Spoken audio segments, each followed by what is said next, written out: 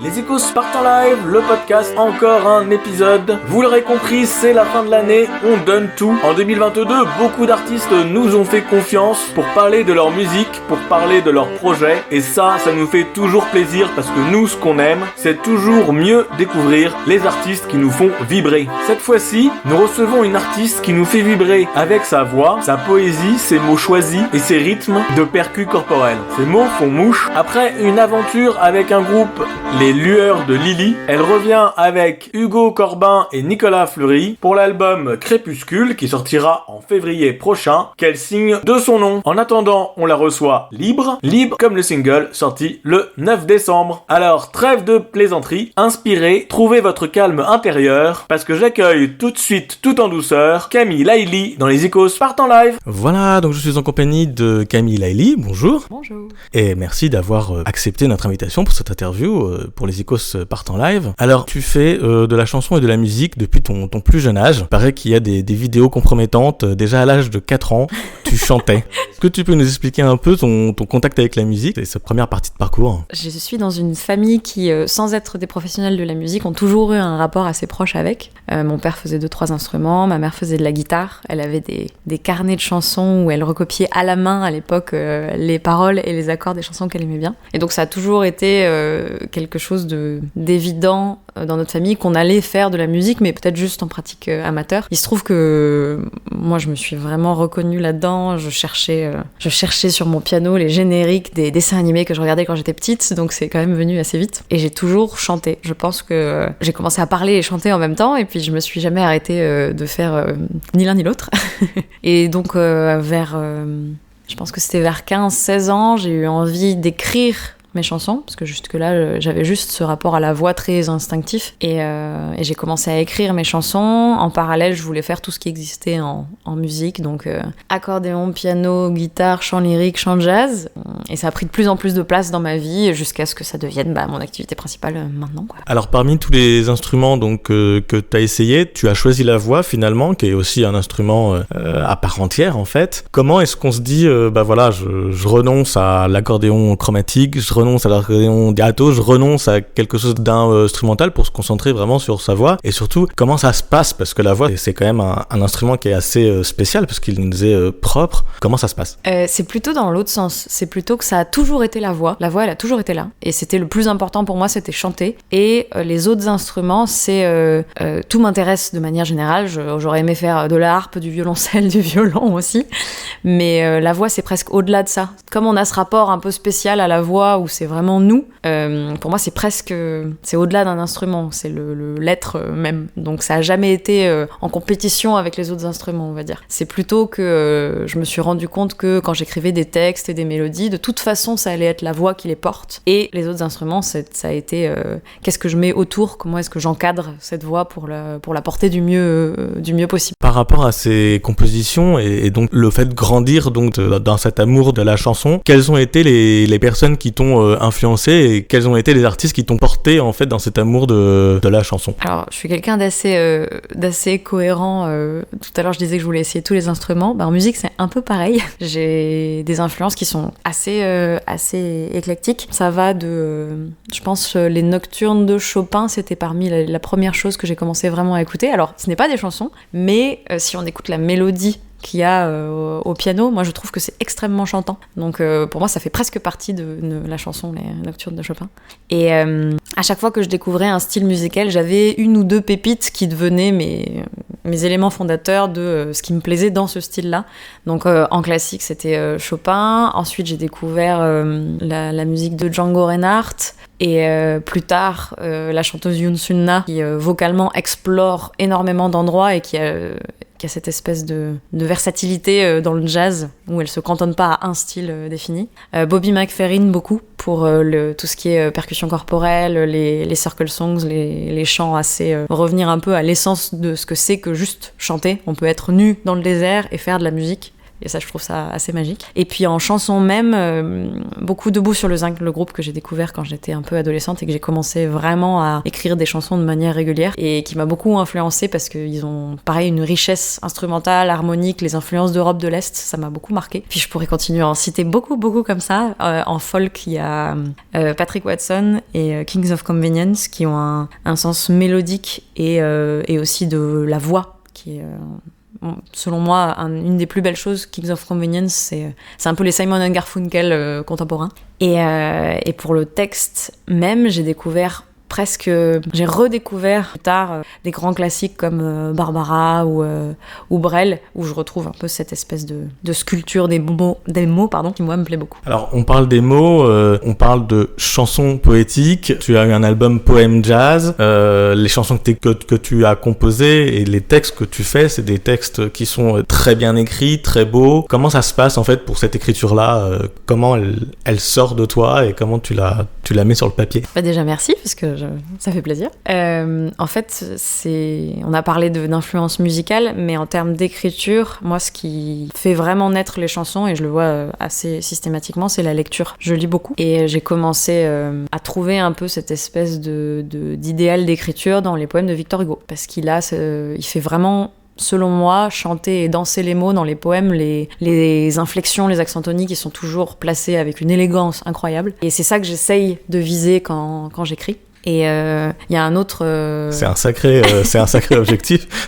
Oui, je suis pas quelqu'un qui me fixe des objectifs faciles, mais bon, on fait de son mieux. Et il y a aussi Alain Damasio, dernièrement, dans mes découvertes les plus récentes, qui a bien marqué mon écriture, parce qu'il a un jeu avec les sons, les sonorités, qui est c'est très libre, et en même temps, c'est d'une précision redoutable. Donc moi, ça me plaît beaucoup. Et donc, comment j'écris ? C'est assez intuitif finalement, parce que en général j'ai une ligne mélodique qui vient avec des premières paroles. Le nœud central, le cœur de la chanson vient tout seul au début, et ensuite, moi, mon travail d'artisan, c'est d'encadrer ça et d'en faire toute une chanson à partir de 2-3 phrases qui sont un peu tombées toutes seules. Cette première phrase va fixer une structure, un nombre de syllabes, un emplacement des accents, et puis après, l'idée c'est de rester dans la poésie et dans le fond, mais que la forme vienne servir tout ça. Alors, on parlait donc de cette rythmique que tu fais donc au niveau du texte, au niveau des accents toniques, donc, qui est une technique qui est pas mal dans la musique anglaise, où il y a une espèce il y a toujours le vers shakespearien qui est très tonique tous les deux, que c'est aussi des horizons que tu as exploré, cette côté chanson anglaise, malgré le fait que tu fais de la chanson française. Effectivement, il se trouve que j'écris majoritairement en français, mais j'ai aussi des chansons en anglais.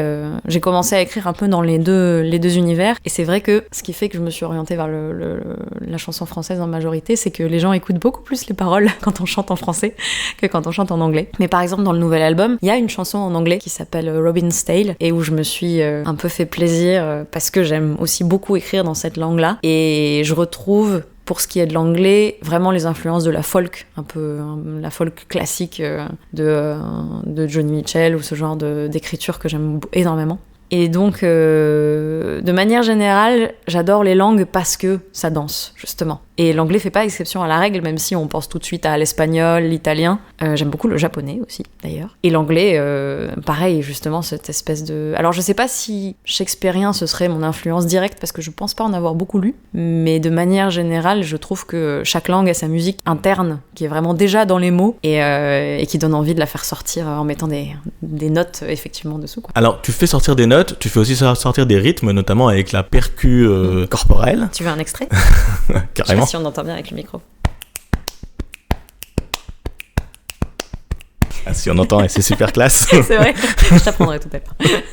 Alors, est-ce que tu peux nous en dire un peu plus comment tu as découvert cet univers de percus corporels, et comment tu les réintègres donc dans ces chansons avec cette approche voix percu? Alors, ma dernière formation musicale avant vraiment de passer exclusivement sur le côté pro, c'était au CMDL, le Centre des musiques de Didier Lockwood, qui est à Melun, et qui était super parce que même si c'est vraiment orienté jazz, improvisation, ce qui est pas forcément ce que j'ai retenu majoritairement, pour moi ça a été un peu plus une couleur ajoutée à ce que je fais dans ce que j'écris, il y avait justement cette ouverture sur les musiques du monde, sur d'autres manières d'écrire, d'improviser, une culture des chanteurs aussi, qui moi m'a énormément apporté. Et notamment, c'est à cette époque-là que j'ai découvert Bobby McFerrin, qui est un peu le fondateur des Circle Songs. Et les Circle Songs, le principe, c'est qu'on n'est que des chanteurs en cercle, que chacun crée un motif très simple à la voix, les motifs s'empilent, et le côté rythmique est apporté par les percus corporels. Et donc c'est via ce chanteur-là que je me suis rendu compte qu'en fait on pouvait vraiment se suffire à nous-mêmes et faire ressortir la voix, la mettre vraiment au centre des choses, la voix et le corps, avec ce côté des percussions. Donc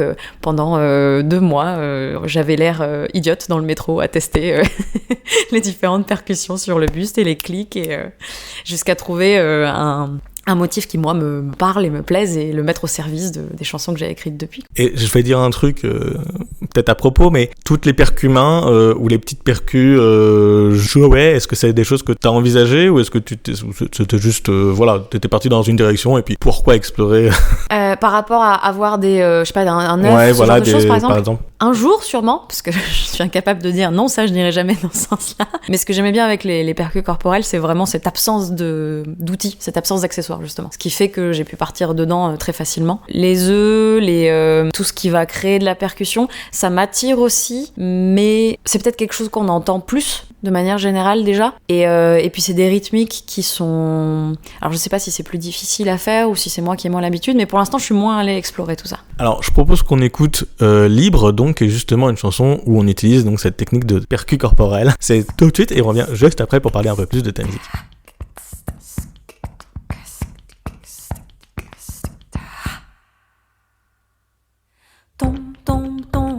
Relève-toi, reprends la route à l'envers, à l'endroit. Toi, celle qu'on montre du doigt, refais les mêmes erreurs 10 fois, 100 fois. Et tombe.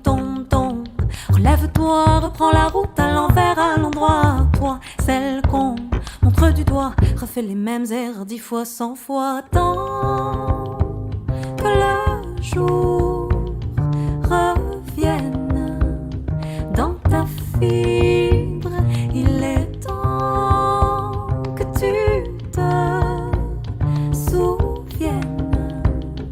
Oh, que tu es. Casse. Plafond de verre, sors de tes gonds, écoute ta colère. Compte. Les heures qui passent, surtout jamais tenir en place. Et casse. Plafond de verre, sors de tes gonds, écoute ta colère. Compte. Les heures qui passent, surtout jamais tenir en place. Et quitte parfois à perdre l'équilibre, agite en toi la perle. Oh, toi qui es, rampe dans la poussière, toi qui t'écorches aux ronces et aux ornières. Rampe, et puis espère, tes yeux qui flambent perceront l'atmosphère. Et rampe dans la poussière, toi qui t'écorches aux ronces et aux ornières. Rampe, et puis espère, tes yeux qui flambent autant que tes artères. Écoute, renaître la corde qui vibre, elle écoute le même désordre que toi qui es. Cogne dans la poitrine, le cœur à vif, la joie en clandestine. Lance les bras au ciel, toi dont l'enfance a fait pousser les ailes. Et cogne dans la poitrine, le cœur à vif, la joie qui tambourine. Lance les bras au ciel, toi dont l'enfance a fait pousser les ailes. Et sens le jour qui coule dans ta fibre, entends la mer qui roule pour toi qui es sans le jour qui coule dans ta fibre, entends la mer qui roule pour toi qui es libre. Voilà, c'était donc Libre, le single de Camille Laili. On parlait donc de percus, on parle d'instruments. Aujourd'hui, t'as fait la démarche de dire, voilà, je fais de la percu, je fais de la voix, et je me débarrasse un peu de, on va dire, les instruments et les musiciens. Mais quand tu y vas, t'es souvent en trio. Comment est-ce que tu décides, là, je compose pour moi et pour donc percu-voix, et quand est-ce que tu composes pour toi et puis une petite troupe qui t'accompagne Alors en fait, ça part toujours, en ce qui me concerne, de la racine voix et soit percu, soit guitare ou piano. Mais vraiment juste accompagnement tout simple, une grille basique d'accords qui n'a pas de valeur, il y a très peu de motifs ou de riffs qui vont être importants. Pour moi, le cœur de la chanson, c'est vraiment le texte, la mélodie, et en dessous, le reste, c'est vraiment de l'accompagnement. Donc je pars toujours de ce squelette de chansons-là. Et ensuite, quand on a écrit les arrangements de l'album avec donc les musiciens Hugo Corbin et Nicolas Fleury, là, on a cherché un peu des motifs, agrémentés. On a fleuri la chanson, on va dire, mais ça reste une nouvelle version. Alors c'est celle que j'ai sûrement dans la tête de base à laquelle on essaye de donner vie, mais j'aime bien que toutes les chansons puissent exister de manière super dépouillée et qui correspond aussi beaucoup au milieu de la chanson, parce que j'ai commencé il y a 1 an et demi à faire des concerts vraiment en solo, ce que je faisais pas jusque-là, et c'est très différent. Moi, j'aime beaucoup le fait de faire de la musique en trio parce qu'il y a de l'interaction, il y a des propositions, on se répond les uns les autres. Mais j'ai découvert aussi cette espèce de forme du solo où on est encore plus nu que déjà quand on est sur scène de base, où c'est un peu mettre son âme à nu, surtout quand c'est ses propres chansons. Et là, c'est vraiment rentrer dans du minimalisme absolu. C'est 3 notes de guitare pour porter les chansons. Je me suis mise à la guitare pour ça d'ailleurs.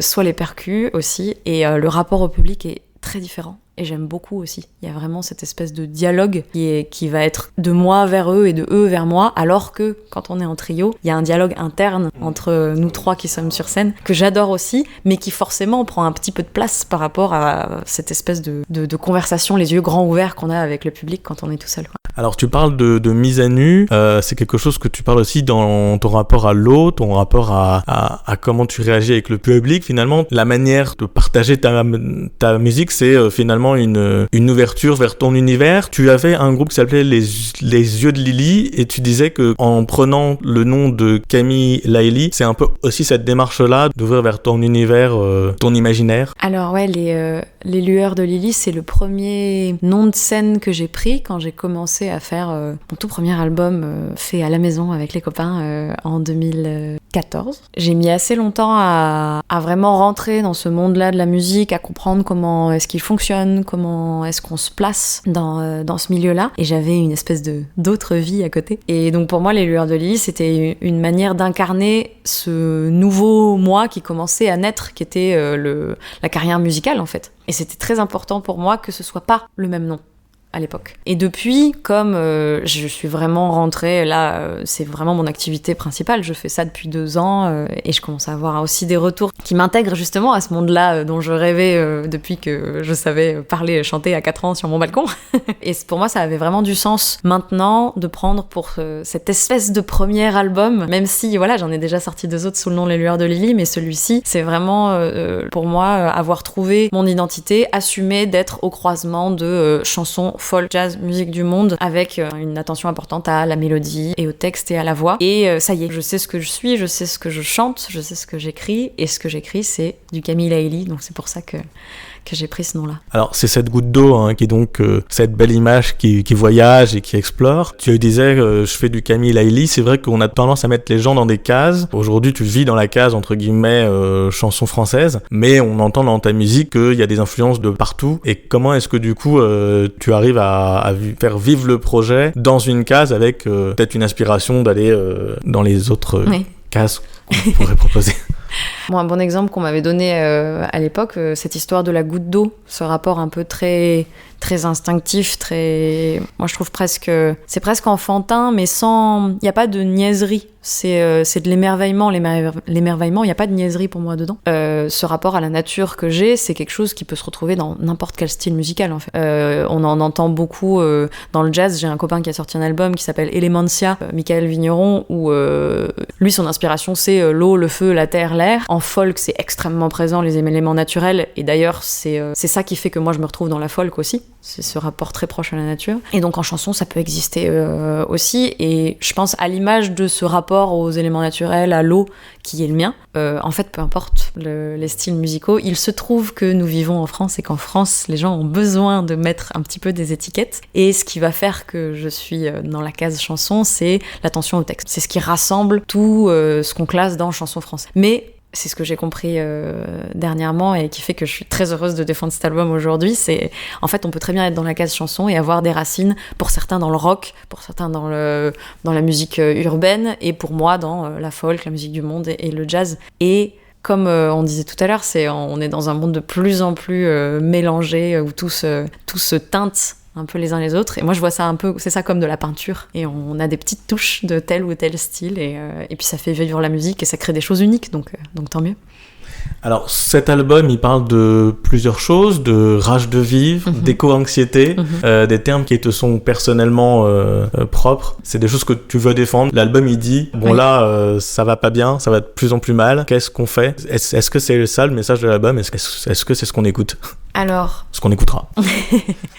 La première chanson qui m'a fait me dire je vais sortir un album et c'est cette chanson qui va lui donner sa couleur, c'était Boulevard des Capucines, une chanson qui m'est un peu tombée dessus, comme je disais tout à l'heure, je l'ai pas calculé, je m'étais pas dit je vais écrire une chanson sur le réchauffement climatique, sur les problèmes d'écologie, etc.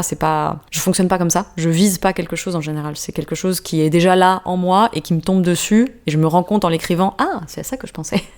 Et en l'occurrence la chanson est vraiment sortie toute seule avec ces espèces de paroles qui montrent un monde un peu en train de se terminer, en fait. C'est un peu l'impression qu'on a quand on écoute ce qui se passe, quand on regarde les températures, voilà. Et cette espèce de vocalise qui, pareil, est sortie toute seule dans le refrain, où c'est un cri chanté d'angoisse, de révolte, qu'est-ce qu'on peut faire pour que ce monde qui est tellement beau, tellement riche, ne partent pas en cendres, comme on a l'impression que c'est le cas en ce moment. Et c'était très très fort ce que j'ai ressenti au moment où j'ai écrit cette chanson. J'étais toute seule dans ma chambre avec ma guitare et je me suis dit oulala, il y a quelque chose de très fort qui est en train de sortir là tout de suite. Et en fait, toute la suite de l'album, c'était la réponse à cette question que ça posait de ok, on en est là, les choses ne partent pas dans la bonne direction, maintenant qu'est-ce qu'on fait ? Est-ce qu'on se laisse complètement abattre ? Est-ce qu'on laisse sortir justement la rage de vivre libre ? C'est ça, c'est cette espèce de...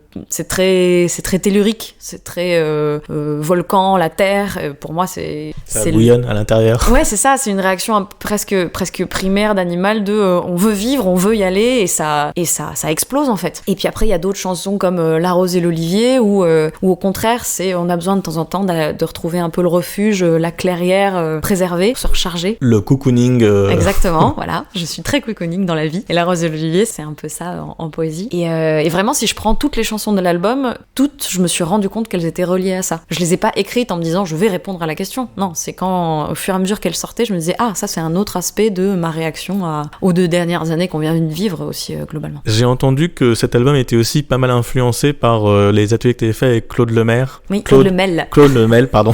Oui, ça fait depuis 2013 que j'ai rejoint ces ateliers. Quand je suis arrivée à Paris la première fois, je ne connaissais personne, je ne savais pas comment marchait le milieu musical, j'étais même pas sûre de ce que je voulais faire moi, et les ateliers de Claude, ça a été ma première porte d'entrée vers ce monde, qui était le monde de la chanson française et du texte et de la poésie. Par exemple, je disais tout à l'heure que Boulevard des Capucines, la chanson m'était tombée dessus. C'est ça qui est merveilleux avec les thèmes de Claude Lemel, c'est que c'est pas des carcans. Au contraire, c'est une espèce comme une légère poussée sur l'épaule, et en fait après on va où on veut, on va où notre esprit et notre cœur du moment ont envie de nous emmener. Et Boulevard des Capucines, c'est la rue de l'Olympia, mais je parle absolument pas de ça dans la chanson. Et c'était un thème de Claude Lemel qu'il avait donné juste ces 3 mots, et en fait il se trouve que j'en ai sorti une chanson sur l'éco-anxiété. Ces ateliers c'est très très riche parce que c'est justement ça amène une espèce de fluidité dans la composition qui est difficile d'avoir quand on n'a pas une autodiscipline de faire pour se se forcer à écrire une chanson par semaine sinon. Alors, dans tes chansons de l'album Crépuscule, parce qu'on peut le nommer, il y a cette chanson Léla, qui est en 2 parties,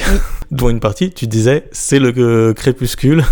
Oui. Est-ce que tu peux nous en parler un peu plus, du coup? Est-ce que c'est la chanson de l'album, finalement, non? Ah, je ne sais pas. Il y a toutes les chansons sont les chansons de l'album. Mais Leïla, je l'ai écrite quand j'étais encore au CMDL.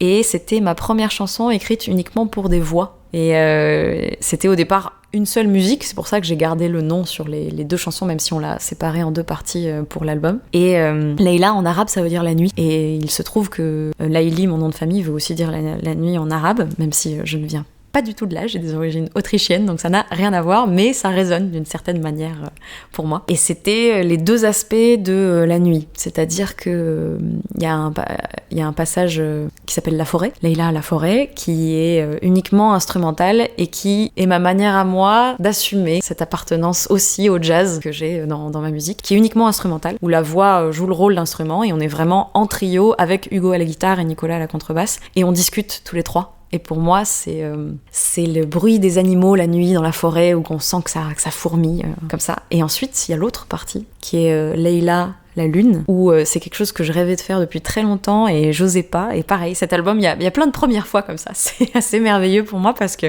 je me fixais des espèces de limites pour être cohérente, alors qu'en fait, on n'en a pas du tout besoin. Et Lune, c'est la première fois que je déclame un poème. Puisque pour moi, mes chansons sont toutes des poèmes mis en musique.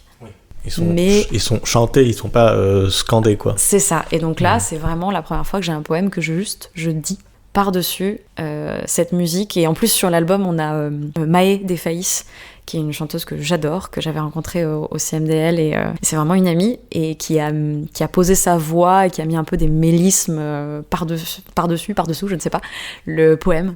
Et j'adore l'ambiance que ça crée. Et les quelques personnes qui ont écouté l'album en avant-première aiment beaucoup cette musique pour ça. Est-ce que du coup, tu as d'autres invités sur cet album Est-ce que tu peux nous en parler un petit peu? Il y a plein de gens. Chouette.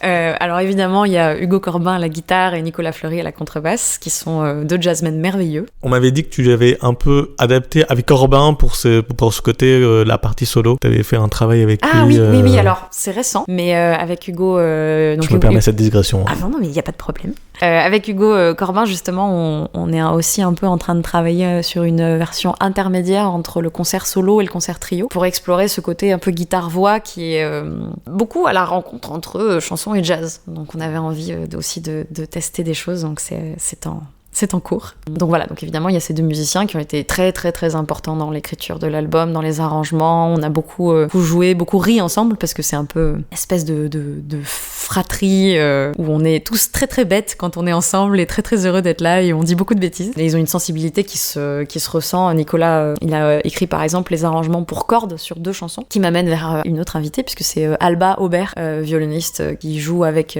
son quartet sur donc la chanson qui s'appelle Vent et une autre qui s'appelle Les Véroniques. Voilà, donc il y avait Maë, dont j'ai parlé tout à l'heure, et donc tout ça c'est plutôt l'univers, le monde jazz qui m'influence énormément, puisque c'est aussi ma formation, c'est les gens que j'ai croisés au CMDL. De l'autre côté chanson, il y a 3 personnes que j'avais très très envie d'inviter, qui sont Thibaut de Feu Vert, un chanteur merveilleux, qui se trouve aussi être un excellent guitariste, ce qui est très frustrant pour les gens comme moi qui se sont mis à la guitare juste pour s'accompagner. Et aussi Anne-Lise Roche, qui est toute jeune, mais pour les gens qui connaissent, c'est un peu l'héritière d'Anne Sylvestre, et qui écrit des textes merveilleux. Pareil, c'est vraiment de la poésie chantée, ce qu'elle écrit. Et Marie Cheyenne, qui est...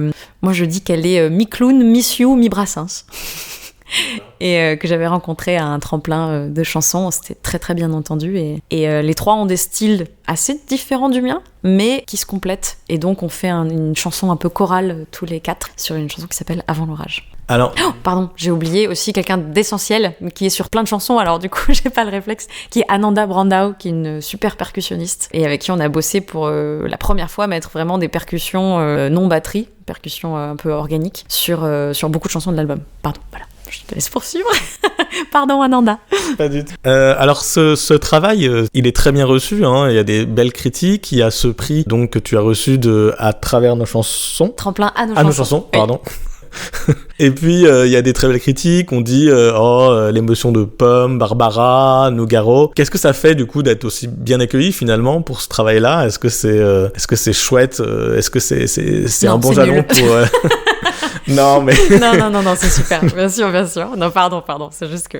Non, mais est-ce que ça permet de voir l'avenir de manière Oui. assez sereine par rapport à ce travail-là, et aussi de valider ce travail-là qui, je pense, se fait en partie où les gens le voient pas, et puis là, le mettre en avant, ça doit être... c'est merveilleux. c'est pas rien, quoi, Bien je veux sûr. dire. Ça fait là, ça fait 2 ans en gros qu'on travaille sur ces chansons-là, sur cet album. C'était déjà merveilleux de juste le sortir de nos chambres et le jouer en direct et avoir le retour du public sur. Ouais, c'est comme une nouvelle vie à chaque fois qu'on commence un nouveau projet, qu'on commence à travailler sur un nouvel album, l'identité du moment, le projet du moment. Et moi, ça m'a fait beaucoup de bien d'avoir ces retours-là du milieu.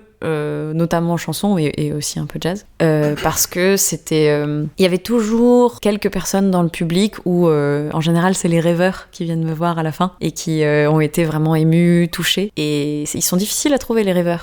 C'est pas évident à trouver dans la vie, dans le quotidien. Et en fait, c'est ça qui est incroyable avec ce projet en ce moment, c'est que il commence à trouver son public. D'avoir trouvé son identité permet de trouver son public, évidemment. Mais pour moi, ça valide énormément de choses sur lesquelles je travaille qui sont juste moi. Mais c'est difficile de se dire, je vais montrer ce que je suis, le lancer dans l'espace, et puis on verra bien si ça touche quelqu'un. Et là, de voir que ça touche, que les gens me parlent de La Rose et l'Olivier comme étant, ça aurait pu être du Barbara, pour moi, c'est très très fort de dire ça. Oui, c'est pas... Donc voilà, je l'ai mis dans c'est ma une petite référence. ma petite boîte des choses à lire les jours de pluie. Et je sais pas comment mettre des mots dessus parce que c'est difficile à décrire. Je peux dire c'est chouette, mais ça résume un peu trop le truc. Mais c'est à la fois très apaisant et ça donne une énergie folle pour la suite. Quoi. Alors, dans cette émission, on demande à nos invités de nous raconter une anecdote de concert, bonne ou mauvaise, ou les deux. Voilà, j'en ai une qui est une anecdote avant de jouer avec Hugo et Nicolas, et j'en ai une avec eux parce que j'ai envie de raconter une anecdote avec eux. Celle d'avant, c'était, je pense, mon meilleur accueil de concert, le meilleur accueil que j'ai jamais eu. On était venus en trio vers Annecy, dans une abbaye qui avait 1000 ans, je crois, qui était devenu un hôtel un peu de luxe, et on jouait dans la grande salle où se réunissaient à l'époque les moines. Et donc les gens ne connaissaient pas du tout le répertoire puisque c'était des clients de l'hôtel. Et on était arrivés, le son, moi j'adore les réverbes naturels de ces pièces-là. Donc j'ai passé un très bon moment à jouer la musique, et je m'étais dit on verra bien la réaction. Et les gens avaient bien aimé. Et après, on mangeait dans l'hôtel, et en fait on s'est rendu compte que c'était un restaurant gastronomique. On est arrivés tous les trois en train de dire des bêtises et juste pour aller à notre table, et en fait les gens se sont levés et on a eu une standing ovation dans le restaurant quand on est arrivé, et à laquelle on s'attendait absolument pas. Le contrebassiste il a dit je crois que c'est la première fois de ma vie que j'ai ça.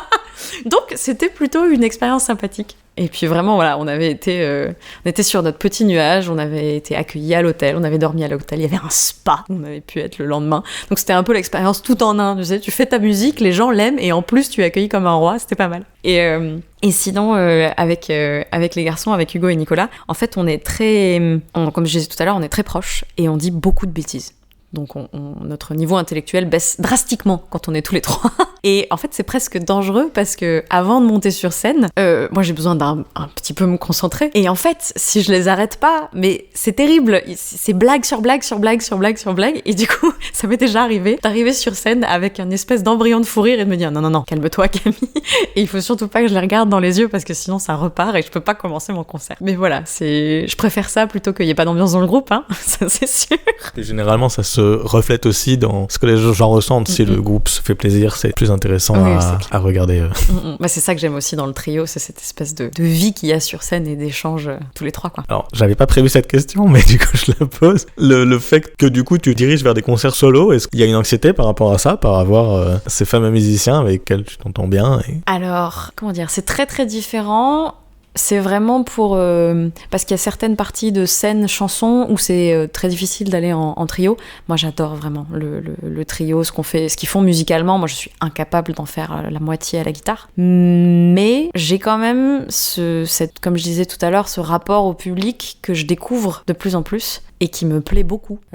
J'ai toujours adoré tout ce qui était intimiste et on peut difficilement faire plus intimiste que chanter seul avec la guitare ou les percussions corporelles. Et j'ai fait là, il y a quelques temps, une série de 3 concerts solo dans des lieux très différents, des salles grandes et petites. Enfin voilà, c'était vraiment une espèce d'accéléré comme ça d'expérience solo. Et à la fin du week-end, c'était 3 concerts en 2 jours. Je me suis dit, ça y est, je suis à ma place en solo sur scène. Et ça m'a fait énormément de bien et j'ai hâte des prochaines dates en solo aussi. Donc pour moi, c'est les mêmes chansons en plus. Donc c'est assez intéressant parce que c'est des teintes différentes données à une même musique. Alors tout ça, on va pouvoir très vite le voir, hein, puisque donc il y a le single qui sort donc le 9 décembre, si je dis pas de bêtises, et puis l'album qui sera en février, et il y a des dates en début d'année. Alors on va les redire. Alors je prends mes anti-sèches parce que je suis...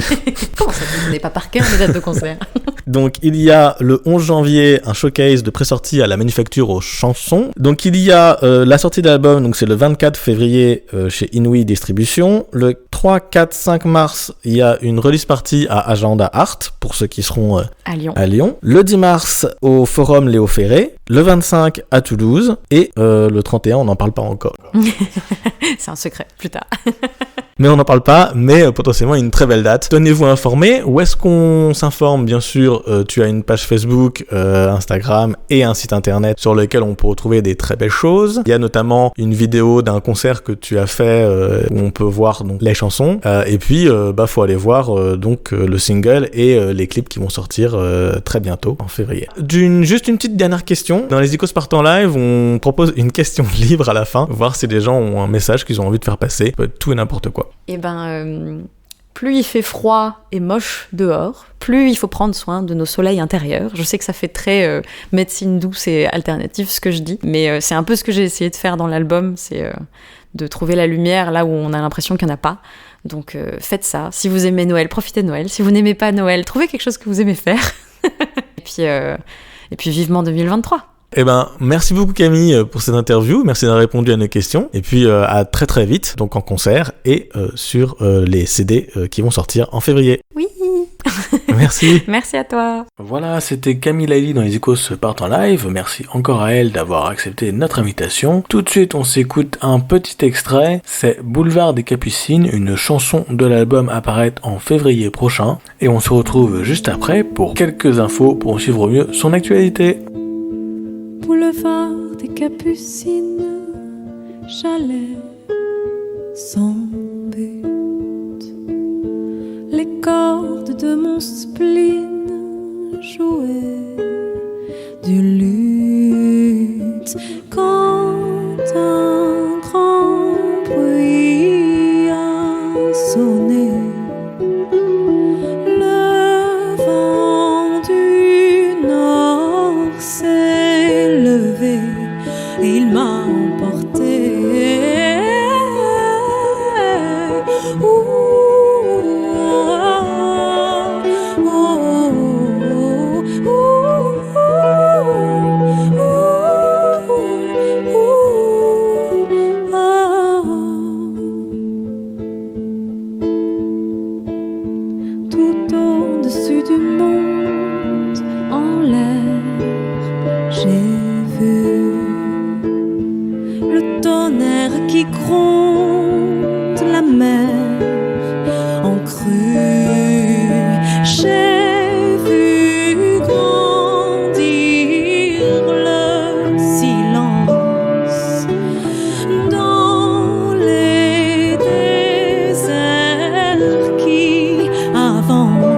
Avec leur gueule immense.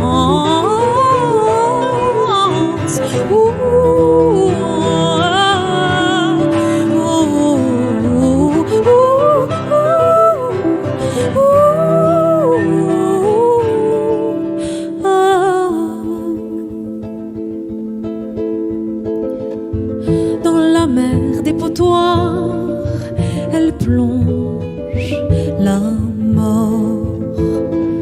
L'air angoisse de fumée noire qui ronge nos corps. J'ai vu les villes se défaire devant les dieux en colère, et tout part en poussière.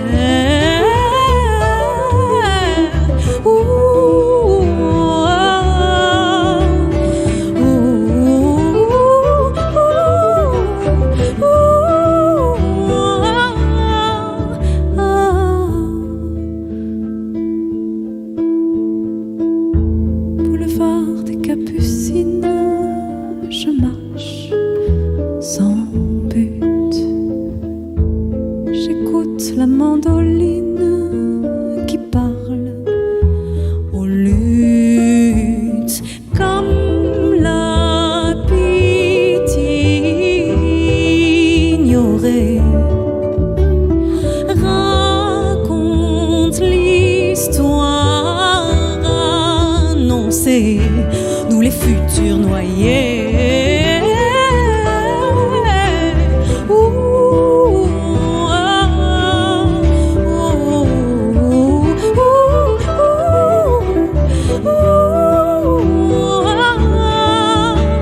Je cours à travers la ville en espérant avoir le temps d'arriver dans tes bras, chanter la beauté du monde au ciel qui arrive à son terme avant qu'il se referme sur moi.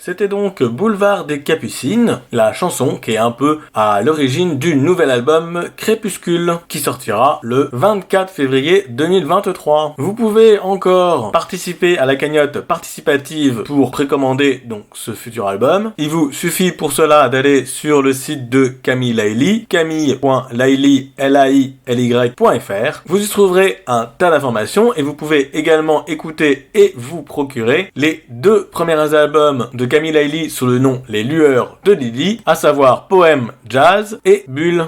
Vous pouvez également retrouver Camille Laily sur Bandcamp, camillelayly.bandcamp.com. Elle est également sur les réseaux sociaux, sur Facebook, donc vous tapez Camille Laily, également sur Instagram, Camille Laily Musique. Vous trouverez sur sa chaîne YouTube un tas de chansons, également sur son SoundCloud où vous avez une captation de son concert à tout bout de champ. Surtout n'oubliez pas la prochaine date en région parisienne de Camille Laily à la Manufacture Chanson le 11 janvier. Et nous ne manquons pas sur les réseaux sociaux des Icos partent en live de mettre les prochaines dates. Camille Laily, c'est terminé pour cette édition des Icos partent en live. Merci à elle d'avoir répondu à nos questions. N'hésitez pas à nous faire des retours positifs ou négatifs sur ce podcast afin que nous puissions vous proposer le meilleur contenu possible. Vous pouvez donc nous retrouver sur Facebook et Instagram où nous mettons des actualités musicales, également des nouvelles des artistes que nous suivons. Sur Instagram, nous mettons même des vidéos des concerts auxquels nous allons, des artistes que nous suivons ou que nous aimons,